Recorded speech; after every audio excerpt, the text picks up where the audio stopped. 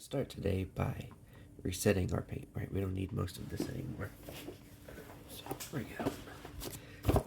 Really big box. This is the box that I travel with to all of my paint intakes. I have like multiple copies of 10 base colors that I set aside, and then if anybody wants a specific color from the range, they can come up and we can dish it out on a per person basis. This way I don't need 10 copies of the entire range just to host the events. Unfortunately, this has been made a huge mess. So we're not going to spend the whole time reorganizing this for today. We're going to just drop the paint in, and then we will live with the consequences of that until my next event on Monday, when I have to come in and get reorganized.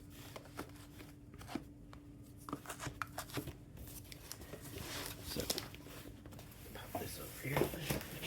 The only thing I'm going to keep out is this troll snot green, which we're going to use as the highlight for our orcs. Over here, something you can do at home, especially if you have a paint bottle with a white cap like this. I just took a sample of each paint and put it right on the top of each cap, because if they're in that foam storage, right, you may not even be able to see much of the color of the bottle, and so having that dot up there is huge. Yeah, that's it. Especially if you're using something that's transparent, like a speed paint. If you put some white on there and then a dot over that, you get a much better read of the true color than you do off the label. And this is my favorite example of that, right? Zealot Yellow. It looks pretty much nothing like Zealot Yellow. It has a much more orange and red tone to it. So I printed, for the speed paints, I printed these white caps, but you could also just do a white dot of paint. Yeah. And now we're going to take some of my troll snot green here and just do a couple of simple highlights on the skin. Nothing too precise, nothing all that small or careful, just sort of.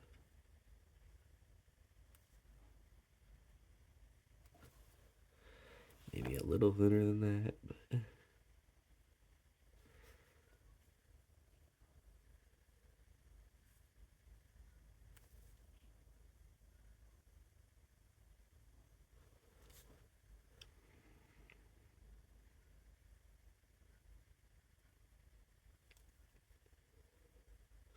but on the face, on the shoulders here.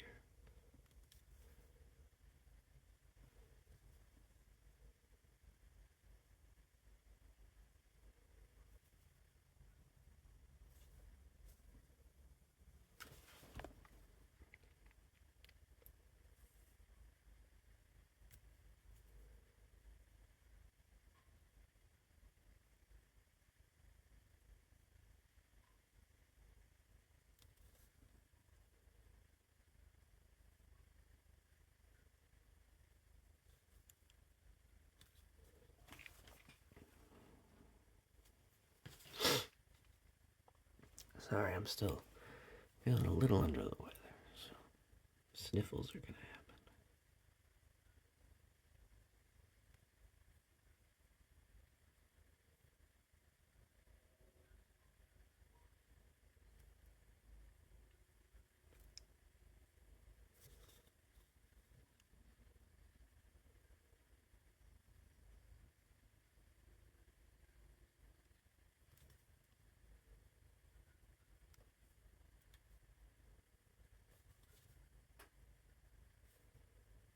We're just doing this. As we get lower, we're doing even smaller areas on just the top surfaces, just to bring out some definition where some of the previous shading muddied the details a bit. Just a little bit on these toes here, not much, just enough to give them their shape back.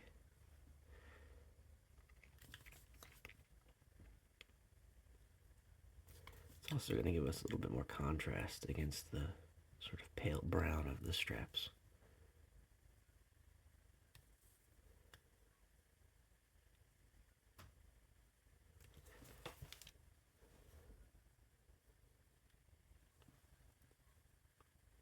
Alright, cool. We're not winning any awards, but that's not our goal today. Our goal is just playable. I'm going to pause there and do the other 6 of them, or 5. And here are our orcs with their skin highlight, as well as a coat of Death Reaper. It's like a blue-black paint on the bases. They all will eventually get some sort of simple DIY cobblestone dungeon tile look, but that's got to dry up first. So that's where we're at for today. If we have more time later, we'll do more. If not, this is the end. Here's our chests from yesterday as well. I'll dry. While those chests start to dry, I'm just blocking in some speed paint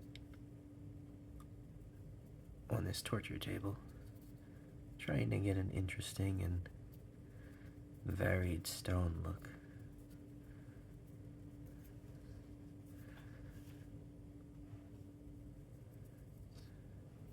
Adding in a couple of bright colors like this blue really kind of gives it some interest in the end.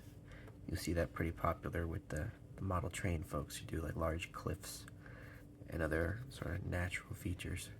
They'll do a lot of variation and then darken it with a gray or black wash to kind of subdue the overall look of it.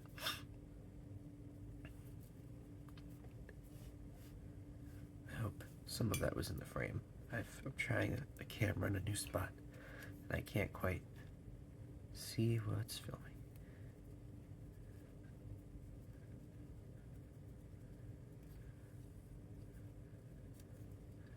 But yeah, that's kind of the look we're going for. I think this side needs a little bit more darkness, as does this one. Wouldn't you know what time it is? It's dry brush o'clock.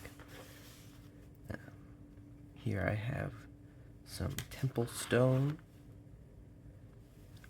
It's a very nice, sort of pale, sandy, not pale sand, but like a true sand color. We're just gonna age this up a bit.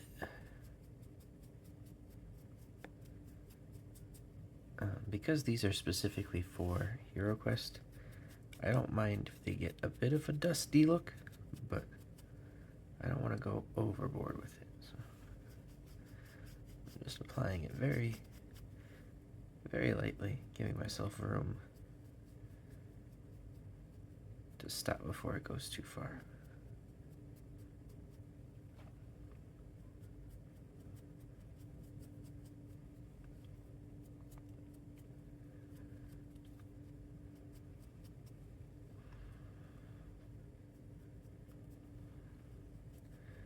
And just doing a little extra in the center of the table.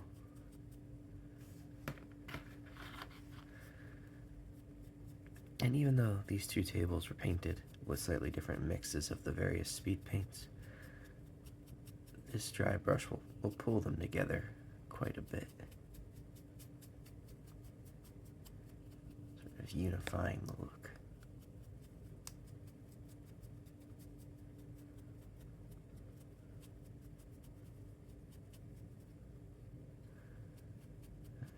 Nice and light so we can get all of that nice texture there.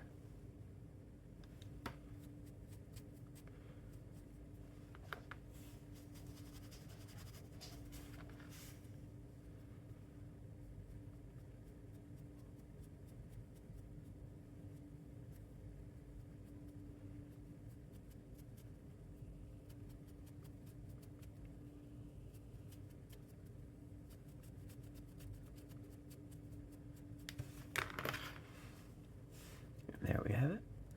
I'm also going to do this to the treasure chest we painted yesterday, but you've seen enough dry brushing. You don't need it anymore.